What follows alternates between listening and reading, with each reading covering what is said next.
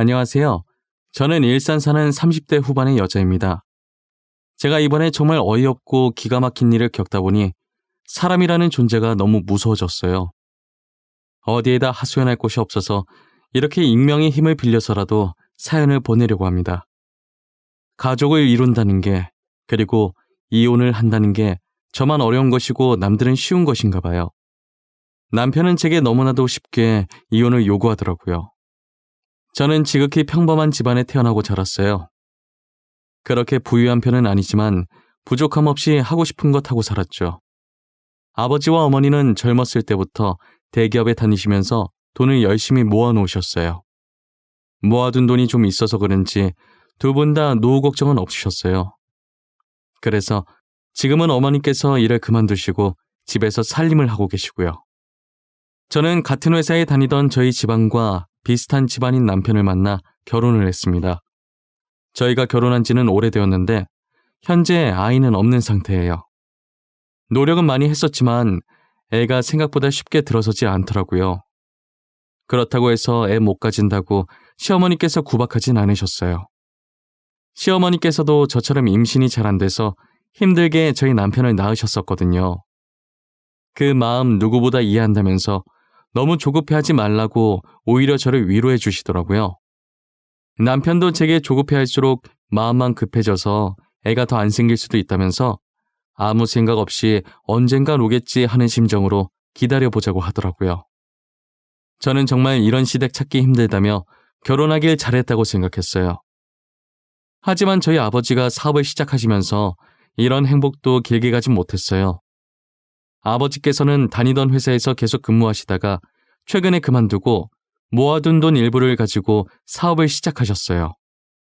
아버지는 손수 직접 팔찌를 디자인하고 만들어서 파셨어요.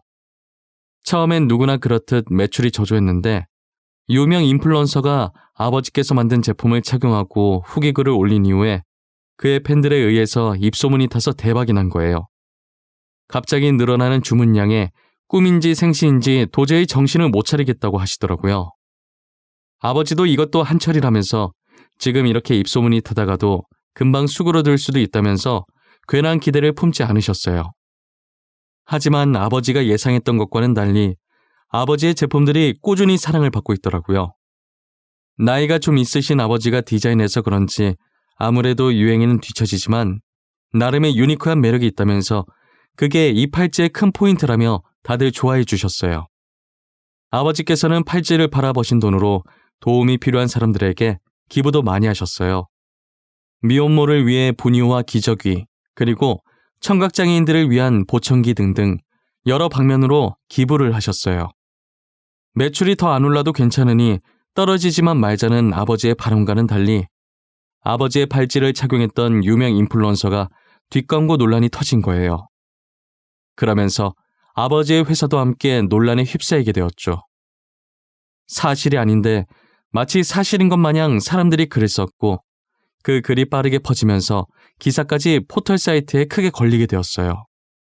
알고 보니 아버지의 회사는 그 인플루언서의 가족이 운영하는 건데 홍보해 주려고 뒷광고를 했다는 둥, 인플루언서의 유명세만 믿고 그거 이용해서 노력 없이 사업이 성공하려고 했다는 둥, 애초에 별 볼 일 없는 팔찌 착용한 게 이상했다면서 역시 가족이었다며 증거 사진이랍시고 짜맞추게 한 사진들을 같이 올리기 시작하더라고요. 사진과 함께 글을 적으니 내용이 부풀려질 대로 부풀려져서는 정말 모르는 사람이 보면 사실이라고 믿을 정도더라고요. 아버지께서는 사실이 아니며 그 인플루언서랑은 아무 관계 아니라고 입장 표명했지만 이미 사람들은 처음 나갔던 기사만 보고 계속 아버지 회사를 불매하기 시작했어요. 결국 아버지 회사는 위태위태한 상태를 유지하고 있었죠. 저는 누명을 벗기 위해서 SNS를 활용해서 해명하기 시작했어요. 하지만 제가 해명을 해도 들으려고 하지 않고 안 좋은 댓글만 쌓이더라고요. 지금 이게 어디서부터 첫 단추를 잘못 깬 것인지 전혀 모르겠더라고요. 해명을 하면 할수록 사람들 사이에서는 저도 그 인플루언서의 친척이 되어 있었어요. 오히려 말하면 더 손해인 것 같아서 저도 손을 놓을 수밖에 없었어요. 엎친 데 덮친 격으로 아버지 일 때문에 안 그래도 스트레스 받는데 거기다 남편까지 더하더라고요. 결혼 후에 제가 다니던 회사를 그만두고 다른 회사로 이직을 해서 남편과 퇴근 시간이 달랐어요. 제가 조금 더 늦게 퇴근하는데 집에 들어가자마자 제 얼굴 앞에 종이 한 장을 들이밀더라고요. 다녀왔냐는 인사도 안 해? 이건 뭐야? 이게 무슨 종이인데? 이혼 합의서? 당신, 지금 이게 뭐 하자는 거야? 갑자기 무슨 이혼? 거기에 당신 인적사항 작성하고 도장 찍어. 우리 이혼하자. 지금 장인어른 회사 위태위태하다며 더 늦기 전에 갈라서자. 그게 우리 이혼이랑 무슨 상관인데? 나 아무 잘못한 거 없는데 왜 이혼을 해야 하는데? 다짜고짜 도장 찍으라고 하지 말고 내가 납득할 수 있게 설명을 좀 해봐. 장인어른 회사 조만간 망할 것 같은데 망하면 우리한테도 피해 올 거 아니야. 그러니까 늦기 전에 이혼하자고. 뭐? 우리 아빠 사업이 위태위태하니까 이혼하자고? 그동안 아빠가 당신 부모한테 바친 돈이 얼만데 시아버님 사업 위태할 때마다 우리 아빠가 모아둔 돈으로 도와줬었어. 그런데 지금 당신이 나한테 뭐라고? 그건 고맙게 생각하고 있어. 하지만 우린 당신 가족이 빚더미에 쌓이게 되면 도와줄 돈이 없어. 그리고 잘못하면 우리한테까지 피해 올 수도 있고. 난 피해 입기 싫어. 그러니까 도장 찍어. 남편 입에서 나오는 말들은 하나같이 어처구니가 없었습니다. 이때까지 저희 아버지께서 시아버님 회사가 위태로워질 때마다 가족 좋은 게 뭐냐면서 좋은 마음으로 그동안 모아두셨던 돈을 선뜻 보태주시곤 하셨거든요. 그런데 남편은 도와준 은혜도 모르고 막상 저희 아버지 회사가 위태로워지니 자기는 돈 없어서 못 도와준다고 자기 집안까지 피해받기 전에 이혼을 하자는 거예요. 저는 제가 이제껏 이런 사람과 살았었나 싶고 처음으로 결혼한 게 후회가 되더라고요. 힘든 시기에 돌아서는 사람들과는 인연을 이어가지 말라더니 그게 저희 남편이었어요. 아버지 회사 때문에 제가 이혼당한 걸 알면 아버지께서 속상해하실 것 같은 생각에 눈물이 나더라고요. 그래서 저는 아버지 회사 곧 다시 일어설 거라고 남편을 설득해서 이혼만은 막아보려고 했는데 남편은 들은 척도 안 하고 날마다 이혼 합의서를 제 얼굴 앞에 들이밀었어요. 계속해서 이혼을 강요했지만 제가 이혼을 해주지 않자 점점 폭력적으로 변해가면서 이혼을 서두르는 남편을 보고 있으니 저는 이상한 느낌이 들기 시작하더라고요. 꼭 저와 이혼을 해야 하는 이유가 있는 것처럼 이혼을 서두르려고 하니까 정말 뒷구린내가 심하게 나는 거예요. 저는 제 촉을 믿는 편이라 남편 뒤를 몰래 따라가 보기로 했어요. 그런데 남편이 웬 모르는 여자랑 같이 있는 거예요. 팔짱까지 끼고 서로를 보며 웃고 있는데 누가 봐도 정말 다정해 보이는 커플 같았어요.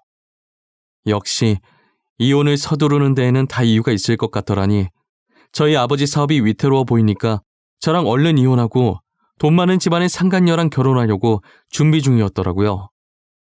남편이 저를 버리고 혼자만 행복하려는 꼴이 정말 보기 싫었어요. 그래서 저는 상간녀와 같이 있는 모습을 사진으로 몰래 찍어놓기 시작했어요. 그날 남편이 잘 때 휴대폰을 확인했고 카톡을 보니 둘이서 아주 깨가 쏟아지더라고요. 상간녀와 남편이 주고받았던 사랑 가득한 카톡을 찍어서 몰래 저한테 보내놓았습니다. 그리고 상간녀의 전화번호도 제 폰에 저장시켜놨어요. 저는 상간녀에게 남편에 대해 할 말이 있으니 카페에서 잠깐 보자고 했어요. 저한테 희창 오빠에 대해 할 말이 있다고 하셨잖아요. 근데 저희 오빠와는 어떤 관계신가요? 아, 혹시 오빠 친척분이신가요? 저 김창희 씨 아내 되는 사람인데요. 그쪽이 지금 저희 남편이랑 만나고 계신 것 같던데 그 사람이 유부남인 건 알고 있었나요? 아니면 유부남인 줄 모르고 만나신 건가요? 네? 그게 무슨 소리세요? 오빠가 유부남이라니요? 거짓말 치지 마세요. 오빠가 저한테 그동안 연애에 관심이 없어서 아직 결혼 못했다고 했단 말이에요. 그럼 그쪽은 김창희 씨가 유부남이었다는 사실을 정말 모르셨어요? 저 오늘 변호사 만나서 이혼 소송하고 당신은 상간녀 소송하려고 미리 알고 있으라고 말하러 온 거예요. 지금 거짓말하는 거 아니죠? 저 정말 몰랐어요. 믿어주세요. 저도 피해자예요. 어쩐지 결혼하자고 말만 하고 날짜 잡으려고 하면 계속 미루더라고요. 상간녀는 남편이 유부남이었던 걸 전혀 몰랐던 눈치더라고요. 제게 제 차 사실이냐고 확인을 하길래 제가 미리 발급받은 가족관계 증명서를 보여주면서 남편과 혼인관계임을 증명하니 그제서야 믿기 시작하더라고요.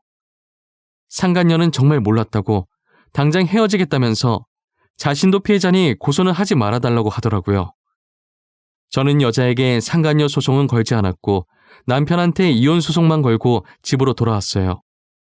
남편은 상간녀에게 이별 통보를 받았는지 집에 오자마자 저를 쥐잡듯 잡기 시작하더라고요. 당신이 한 짓이야? 당신 도대체 그 사람한테 뭐라고 짓거린 거야? 지금 제정신이야? 내 인생 망치려고 작정했어? 쳐 놔두고 바람핀 사람이 어디서 큰 소리야? 그래, 내가 했다. 왜? 나는 뭐 가만히 당하고만 있을 줄 알았니? 내가 그렇게 만만해 보였어? 당신이 다시 그 사람한테 가서 말해. 나지 한 말 다 거짓말이었다고 당장 말하라고! 끝까지 뻔뻔한 거 봐. 내가 누구 좋으라고 그렇게 해야 되는데? 나 당신 잘 사는 꼴 절대 못 봐. 오늘 당신한테 이혼 소송 걸었으니까 나한테 줄 위자료나 챙겨놔. 남편이 아무리 소리를 질러도 제가 눈 하나 깜짝 안 하자 말로는 안 될 것 같았는지 결국 손을 올려서 그대로 제 뺨을 때리더라고요. 제가 헤어지게 만들었으니 분명 싸움이 격해질 거라는 걸 저는 미리 예상했었거든요. 그래서 혹시나 하는 마음에 안방 행거에 걸린 옷 사이에 카메라를 넣어놓고 있었어요. 저는 이걸로 폭력죄까지 추가시킬 거라고 남편한테 소리 질렀어요. 저는 남편에게 이혼 소송으로 위자료를 받아냈지만 폭행죄는 뺨 때린 게 다고 초범이기도 해서 징역까지 안 가고 벌금형으로 끝났더라고요. 그 뒤로도 남편은 정신을 못 차리고 돈 많은 여자 한번 물어보겠다고 여러 여자들을 만나고 있다고 하더라고요. 다행히 저희 아버지는 뒷광고 논란으로 잠적했던 유명 인플루언서가 아버지와 친척도 아니고 일면식도 없다고 해명을 해주면서 어느 정도 논란이 잠재워졌어요. 그리고 이러려고 아버지께서 이제껏 선행을 해왔던 것은 아니었지만 이때까지 아버지의 도움을 받으셨던 분들이 글을 써주셨더라고요. 아버지께서 그동안 남모르게 선행을 해왔다는 여러 증인들과 증거 사진으로 인해 오히려 전보다 더 좋은 이미지로 거듭날 수 있었어요. 아버지께서 위태로운 회사를 쉽게 포기하지 않고 끝까지 버텨주셔서 다시 일어날 수 있었어요. 저였다면 더 많은 빚을 지기 전에 진작에 포기했을 텐데 저는 아버지가 정말 대단해 보였어요. 기부를 많이 했던 덕분에 회사 이미지가 좋아져서 그런지 유명해지기 시작했을 때보다 훨씬 높은 매출률을 보였어요. 아버지는 지금도 여전히 어려운 분들이 계신 곳에 기부를 열심히 하고 계세요. 따뜻한 사회를 만드는 것이 아버지의 오랜 꿈이셨다고 이제라도 이룰 수 있게 돼서 뿌듯하다고 하셨어요. 아버지가 다시 일어났다는 소식이 남편 귀에도 들어갔는지 정말 속보이게 제 주변을 계속 기웃거리기 시작하더라고요. 저는 그런 남편에게 눈길조차 주지 않았습니다. 아버지 사업 다시 잘 되신다며? 소식 들었어. 정말 다행이다. 망하면 어쩌나 걱정했는데 예전보다 훨씬 유명해지셨더라. 당신이 걱정을 했다고? 입에 침이나 바르고 거짓말을 해. 이제라도 나 찾아오면 당신한테 콩고물이라도 떨어질 거라고 생각하는 거야? 에이, 그런 거 아니야. 난 그냥 여러 여자 만나봤는데 당신만한 사람이 없더라고. 그래서 당신이랑 다시 잘해보려고 그러지. 누가 당신 받아준다고 했어? 진짜 웃긴다. 도대체 어디서 나오는 자신감이야? 당신만 잘해볼 마음 있으면 뭐해. 내가 당신 받아줄 마음이 없는데. 그래도 우리 한때 사랑했잖아.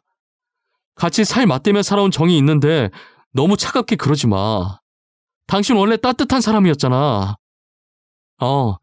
나 따뜻한 사람이야. 당신만 빼고. 나를 이렇게 만든 사람이 누군데 그래?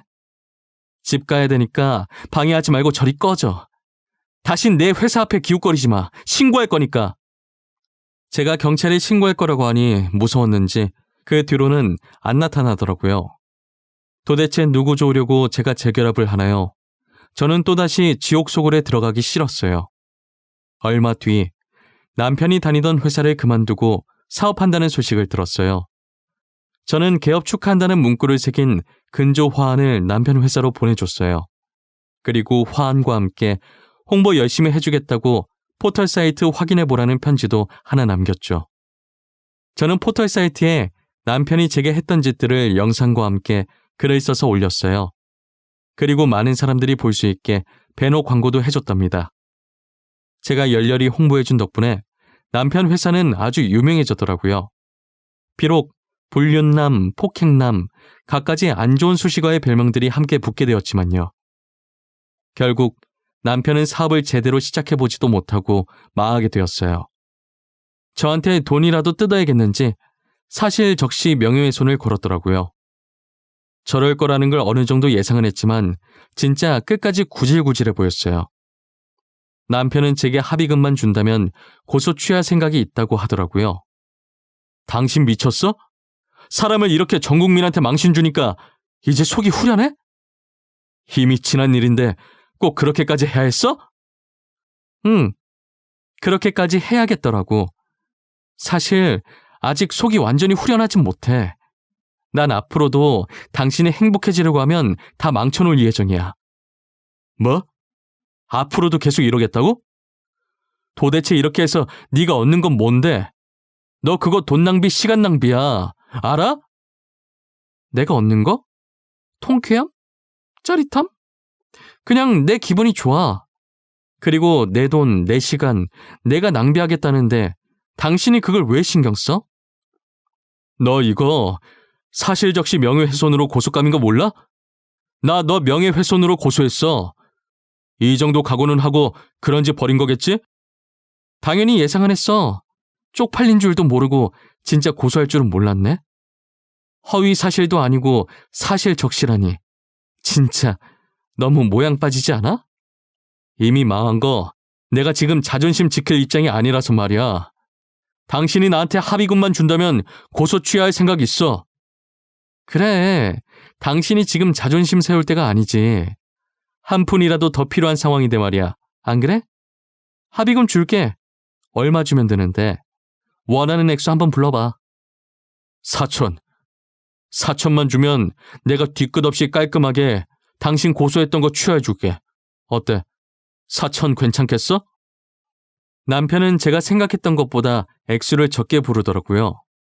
바로 입금해주겠다고 했고 저는 그 자리에서 합의금을 주고 남편은 고소를 취하했어요. 저는 제발 다시는 내 눈앞에 보이지 말라고 하고 먼저 자리를 떴습니다. 그리고 남편 회사가 망하고 얼마 지나지 않아 시아버님 회사도 망했더라고요.